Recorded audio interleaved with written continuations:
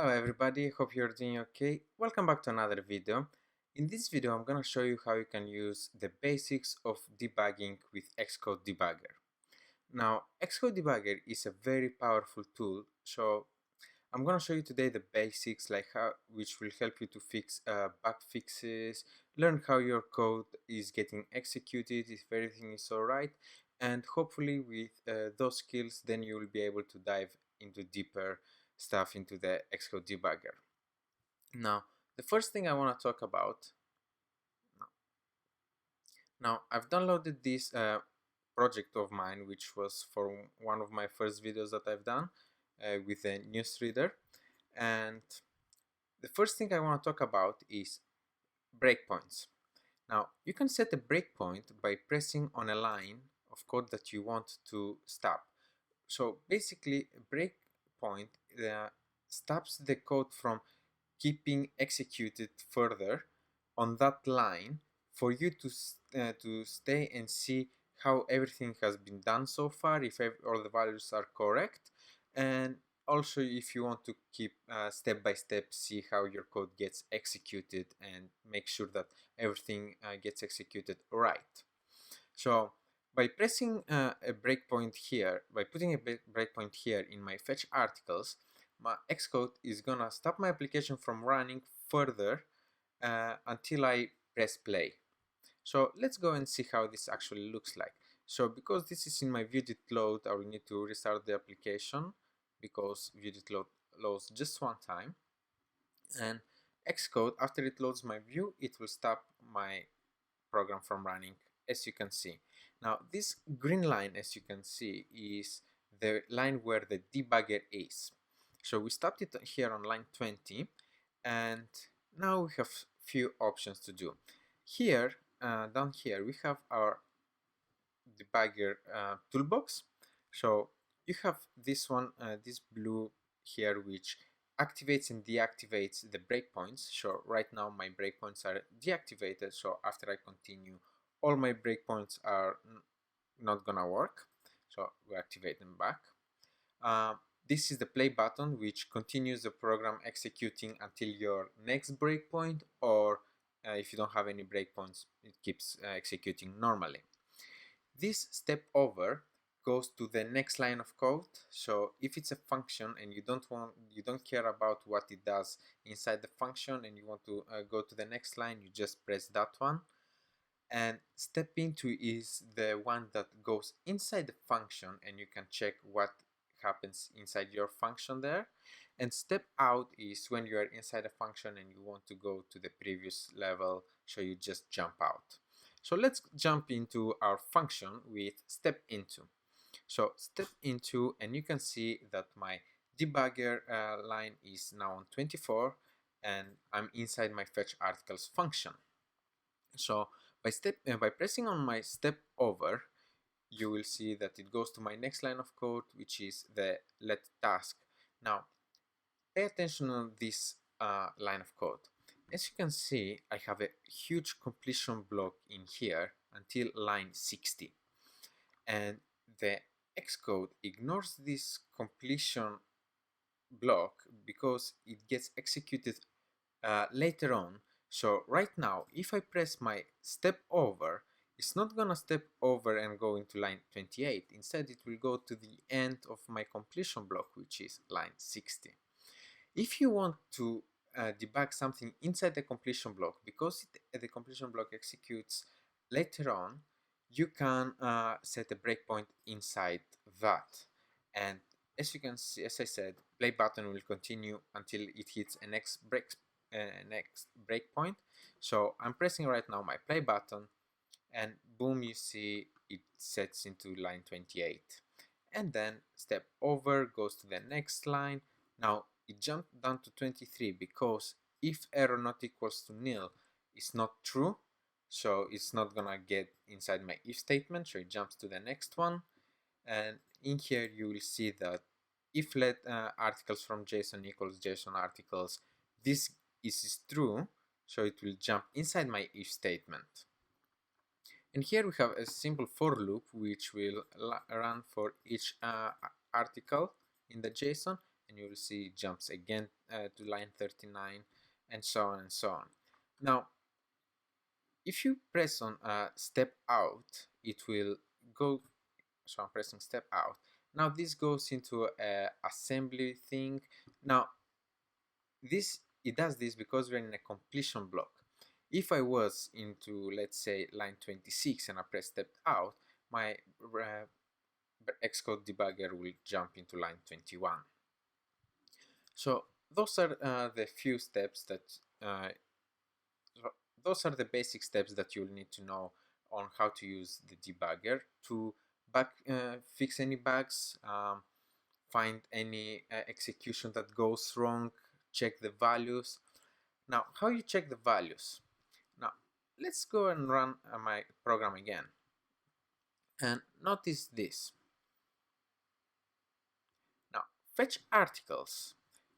Here I have this articles array. So if I go right here into myself, I'll see all my what self has with this view controller, and it has a table view and also articles variable. And this articles variable has 0 values.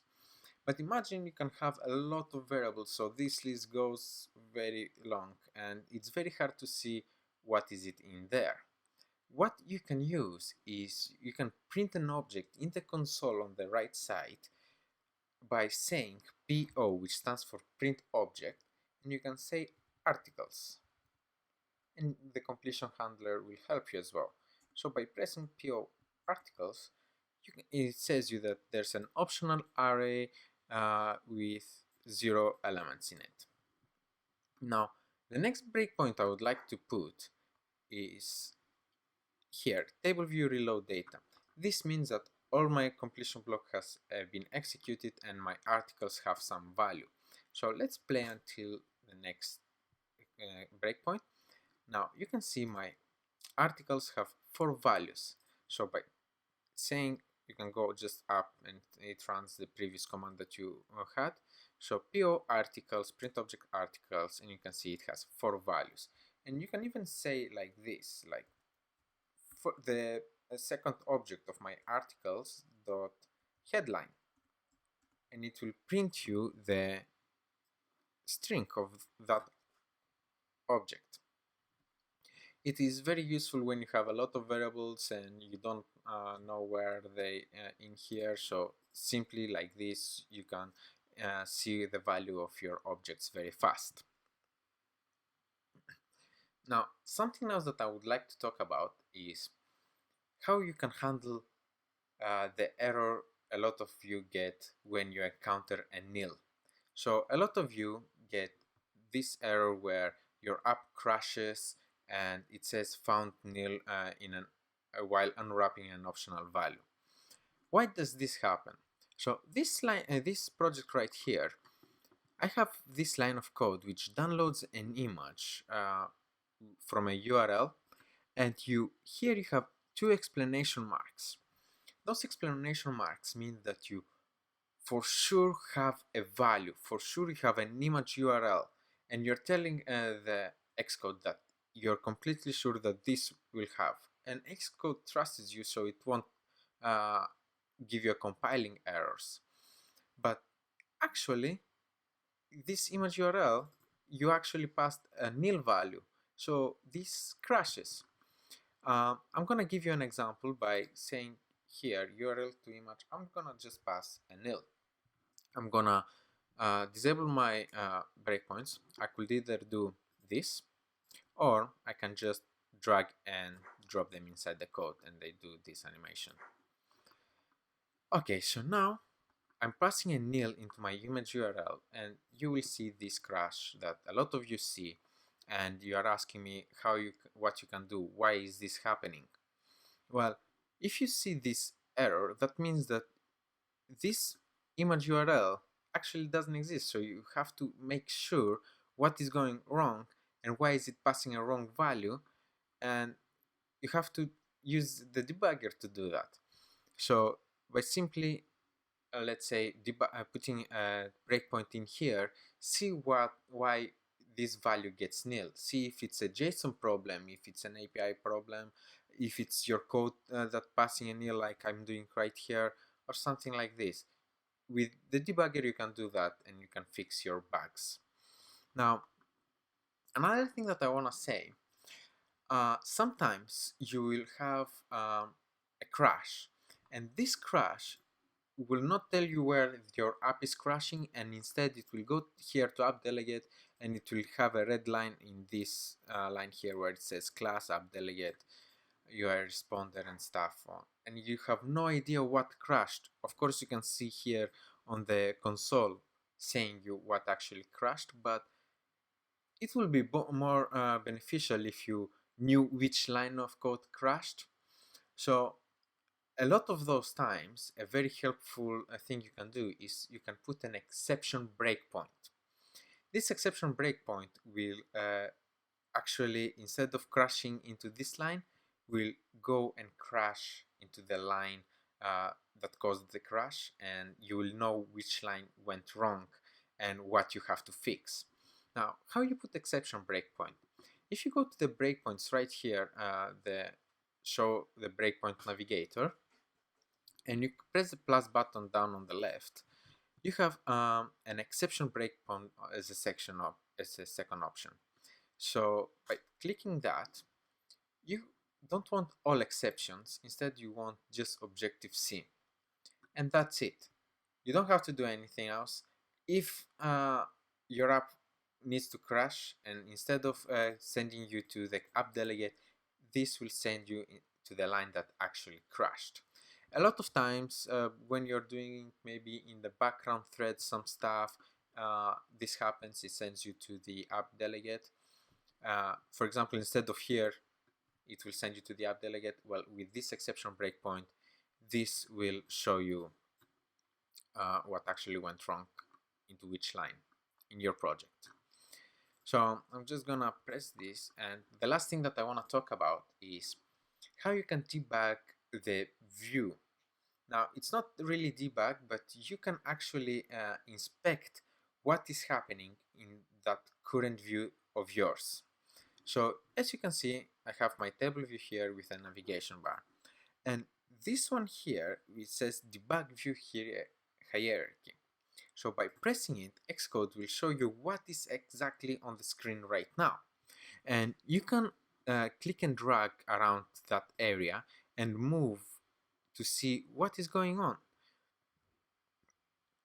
You can see that your cells are on the top layer. You have your table view. As you can see, table view wrapper. Behind that you have the table view. Behind that you have the UI view, and so on and so on. So you can see exactly what is going on.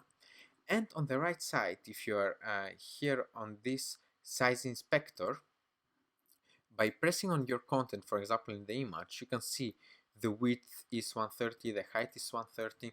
Like this, you make sure that all of your layouts are set up correctly, the sizes are set up as you want them to be.